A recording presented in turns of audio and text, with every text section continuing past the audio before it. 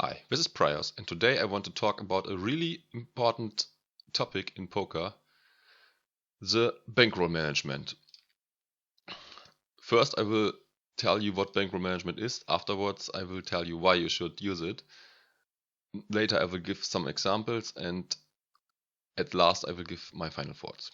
So what is bankroll management? It's a strategy that is used to minimize the chances of losing your whole bankroll while having a downswing. So why should I apply bankroll management? Remaining parts of your bankroll, even in stretches in that you are really unlucky, is key to obtain your ability to still earn money by playing poker in the future.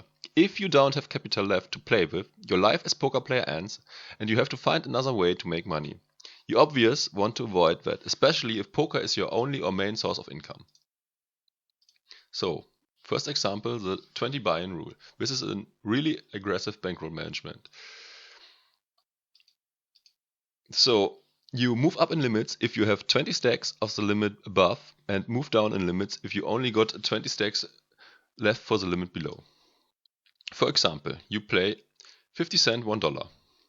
Your bankroll should be at least 2k. If your bankroll decreases to 1k, you have to move down to 25 cent 50 cent. If your bankroll increases to 4k, you can move up to $1, $2. The advantages are really fast move up in limits, and it should be most EV if you beat all limits you are playing at. The disadvantages are the higher EV also brings a higher risk of ruin, and it's hard to keep being disciplined and move down in limits when you have to after losing big.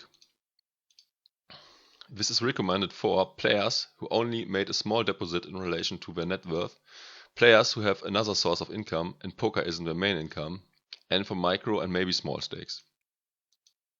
This is not recommended if you are a poker pro and that's your only main source of income and you can not easily get new capital, or if you are not absolutely tilt resistant. You must be able to take a hit and continue on a smaller limit when necessary. So let's come to the second example, the 50 buy-in rule, a more safe way of bankroll management.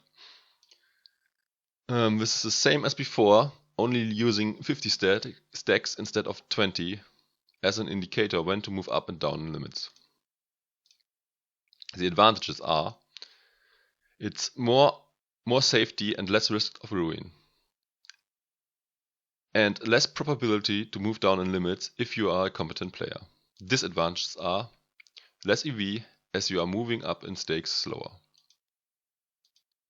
This is recommended for high stakes, poker pros in order to minimize risk of ruin and preserve capital, and for people who can't handle having to move down in limits. Let's come to the final thoughts. The 20 and 15 buy-in rules are just two examples. You need to create your own strategy. For example, some people are even more conservative and use a 100 buy-in rule. You should use a more buy-in rule if you play a game with more variance. Heads up is more swingy than full ring, and PLO has more variance than hold'em. If you follow the strategy above, especially the 50 plus buy-in strategy, it's always assured that you are ready for the new limit, as you already had sustainable winnings at the limit below. You should be able to find your limit after some time. You might be able to beat 10-20, but always have to go back after moving up to 25-50. In that case, you might not be prepared for the bigger limit and shouldn't move up again in the future if you didn't improve your game first.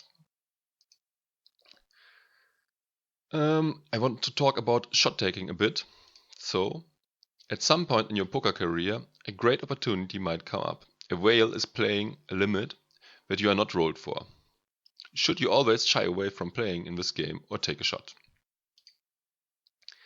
I wouldn't take a shot if the limit is way above your normal stakes.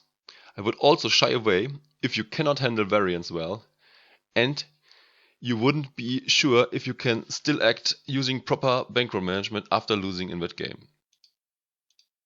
I would take the shot if the limit isn't that much higher than your normal limit. You also need to set a proper stop loss before starting to play, and you must be able to commit to that stop loss. Under that circumstances, I would participate in the game. It's part of a poker pro's business to take calculated risk if a great spot comes up. I hope you liked that video. Thanks for watching. If you liked the video, please go ahead and subscribe and or like. Also feel free to comment below. Bye.